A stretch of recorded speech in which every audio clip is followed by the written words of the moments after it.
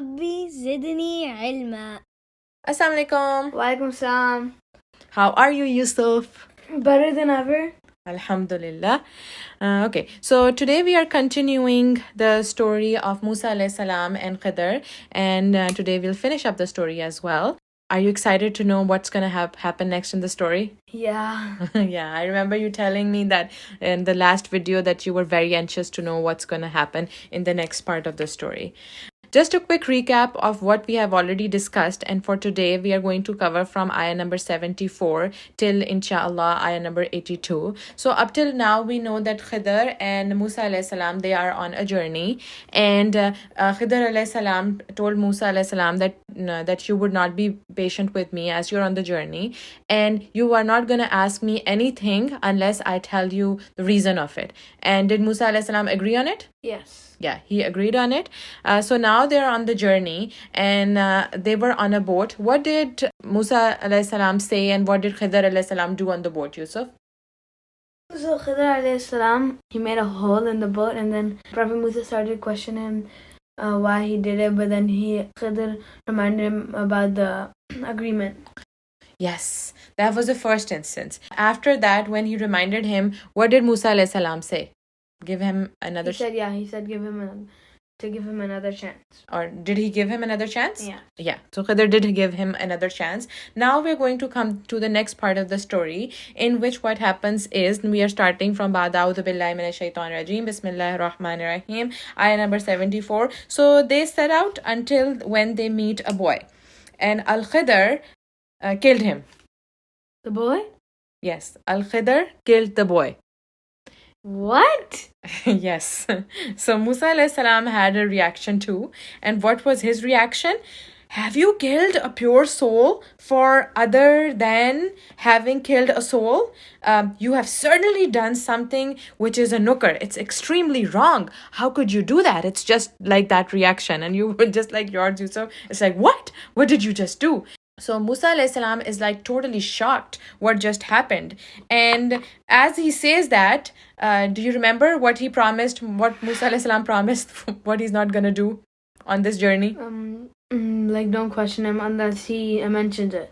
Yes. So now al-Khidr says, did I not tell you that with me you would never be able to have patience? And Musa alayhi salam just remembers that now. And Musa alayhi salam goes, if I should ask you about anything after this, then do not keep me as a companion.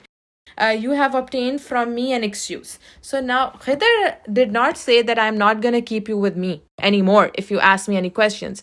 Musa alayhi salam placed this condition himself. He said that if I ask you anything or if I say anything after this, you don't have to keep me with you anymore.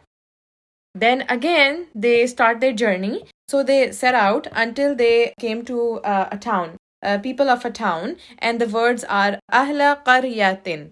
It is in ayah number 77, and these are going to be the next two words for memorizing for this time. One is ahl and one is qarya, and together it means that people of the town. Okay? And when they reach that town, they ask its people for food. Usually what happens is that if somebody asks you for food, do you give food? Yeah. Yeah, we are generous and we try to give food and be kind. But the people of that town, they refused. They refused to offer them any hospitality. They did not treat them as a guest, give them food or a place to rest. They were not that kind. And they found therein a wall. So there, when Musa alayhi salam and Khidr reached there, they saw a wall there, and a wall that was about to collapse. They could see that it was kind of a shaky wall and it is about to collapse. So al-Khidr restored it. Again, somebody who's not kind to you, they said that we are not going to be hospitable to you. The people did not help. And Khidr alayhi salam is building a wall there which was about to collapse. Does it make sense? No. Yeah, it didn't make sense to Musa alayhi salam either. So Musa alayhi salam said, if you wish, you could have taken for it a payment. You could have asked for maybe a payment, an ajr, maybe in the form of food or payment, or you could ask for it. And ajr is the word in ayah number 77, which is the next word for you to memorize, that you could have asked for an ajr. Now, what rule did Musa alayhi salam break again? Questioning. Yes. And commenting. And al-Khidr said, this is parting between me and you. I will inform you of the interpretation of that about which you could not have patience. Now at this point, Khidr alayhi salam is going to tell Musa alayhi salam that what was the reason of him, number one, making a hole in the boat. What was number two, Yusuf? What did he do next? He killed a boy, like. Yeah, he killed a boy. And what was the third thing that Khidr did and it didn't make sense to Prophet Musa? He restored the wall, like he built another wall in front of it. And how were the people of that town to them, city to them? Mean. Yeah, so they weren't hospitable and it didn't make any sense to him. So at that point, Khidr alayhi salam says that now I'm going to tell you the reason of doing all that. This is from ayah number 79 and it will go up till ayah number 82. And Yusuf, as we start from here, the lesson that I want you to keep in mind is that one of the part that I forgot to mention to you is that when Musa alayhi salam was in the boat with Khidr alayhi salam, at that time Khidr alayhi salam and Musa alayhi salam saw a bird at the corner of the boat, and that bird drank water from the sea and took 2, 3 or 4 a few drops in its beak. And at that time, Khidr alayhi salam said to Musa alayhi salam that my knowledge and your knowledge, meaning mine as in Khidr and your knowledge as in Musa, your knowledge and my knowledge as compared to the knowledge of Allah subhanahu wa ta'ala is just like this bird taking water from the ocean. Our knowledge is just this much, just little bit of drops of water. And Allah's knowledge is like very vast and it is like the whole ocean. We do not know the rest of the things. Okay? So this is a very important thing because the reason now he's going to tell that why he did these 3 things, you have to keep that lesson in mind. Okay? Inshallah. Right. So the first reason that he says in ayah number 79, as for the boat, it belonged to masakina ya'maluna fil bahr. It belonged to some masakin, and masakin are people who may have something or who may own something, but it is not enough for their living. So a person may have a house, but they are not that well to do that they can afford many things. Okay? So those are masakin. So ship belong to masakin. So they own the ship, but they cannot afford too much. Okay? And ya'maluna fil bahr, that they work. Where do they work? They work in the ocean. So maybe they were fishermen. Okay? So they are masakin and they are fishermen and the ship belongs to them. So I intended to cause a defect in it, as there was after them a king who seized every good ship by force. So their ship was gonna go past an area, past a kingdom in which there was a king who would just take any ship, good ship, without any defects and would just forcefully keep it and say that this is mine now. So he made a hole because that when they pass that kingdom, that king is never going to get a ship by force which is defective. Okay? So that was the reason him making that hole in the ship. And now think of how Musa alayhi salam saw it. Remember in the beginning, Allah said that there is somebody who has more knowledge than you. And when Musa alayhi salam met Khidr, he said that you know more things than me. I am here to learn from you. And he says that I know the things because Allah gave me this. Right? And when he made hole, Khidr made hole in the ship, what did Musa alayhi salam say at that point? He said that, why did you make that hole? Are you going to make those people drown? Those who were kind enough for us to give us a free ride? It was just like that, right? And now we know the reason. Now coming towards the next one. In ayah number 80. As far as for the boy, for which you and Musa alayhi salam were like totally shocked, Yusuf, listening to it. As for the boy, his parents were believers. Mu'minaini. His parents were believers, and we feared that he would overburden them and they would become transgressors or they would disbelieve. They would rebel, they would do rebellion or they would disbelieve. So we intended that their Rabb should substitute for them one better than him in purity and nearer to mercy. So the reason of me killing that child, again remembering that nobody can just go ahead and kill somebody.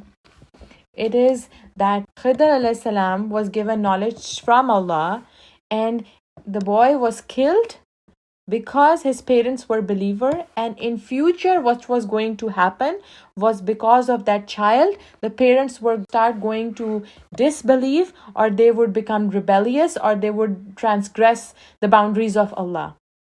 So Allah intended to take that from them, and Allah would replace that with somebody who's better and full of rahmah. Okay? Hey Yusuf, I want to share a hadith with you. So there can be different trials that people have in their life, but one of the trials that is extremely difficult is losing your child.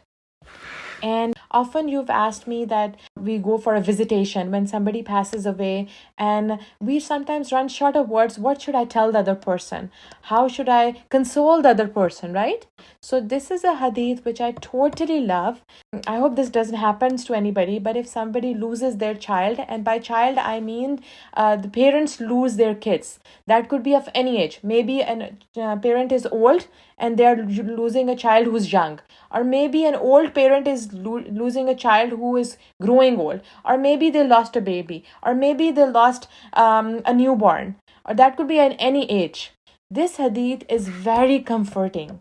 The hadith is, the Messenger of Allah said, when a person's child dies, Allah the Most High asks his angels, have you taken out the life of the child of my slave?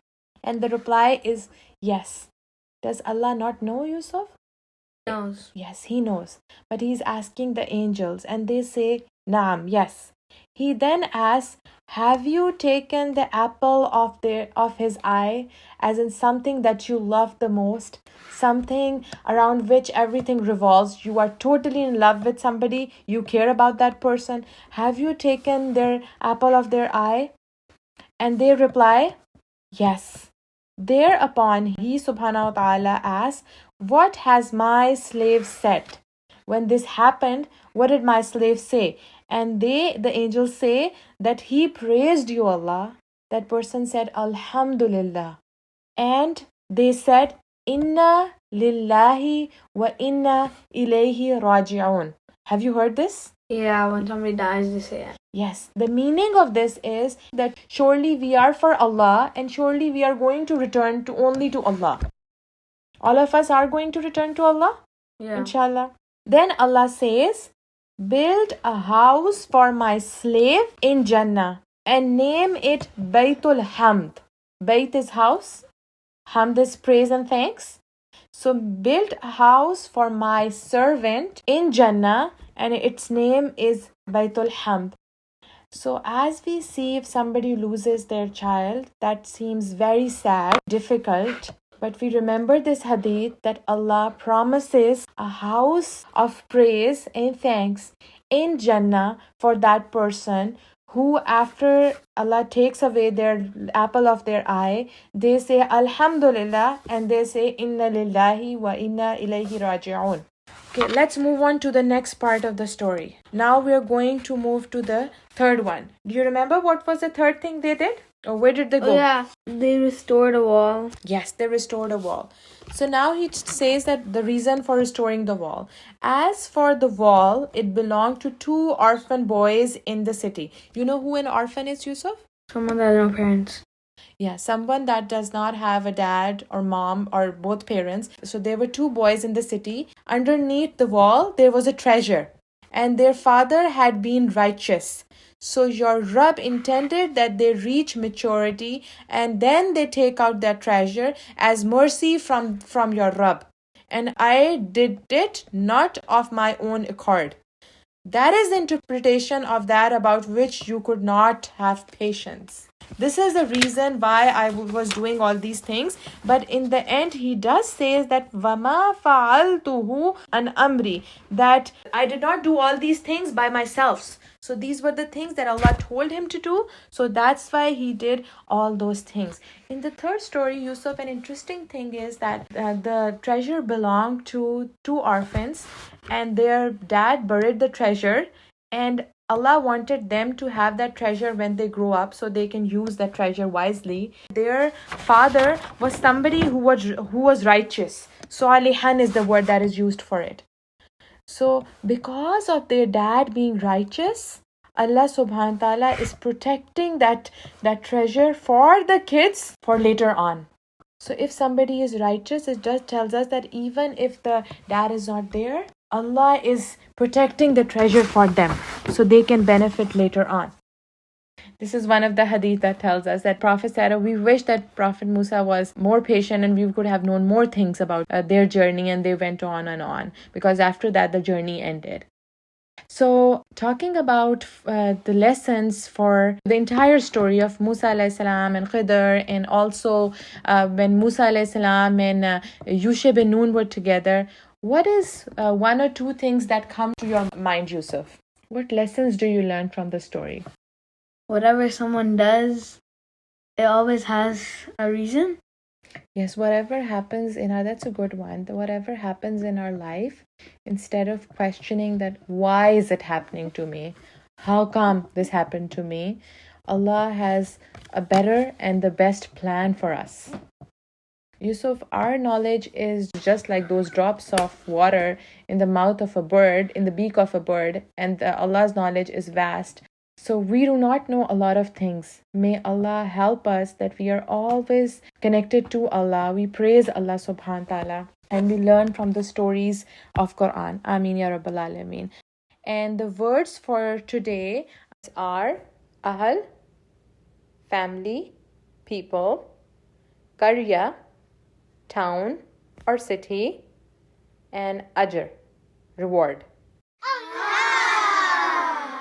Let's learn the dua to seek knowledge from Allah.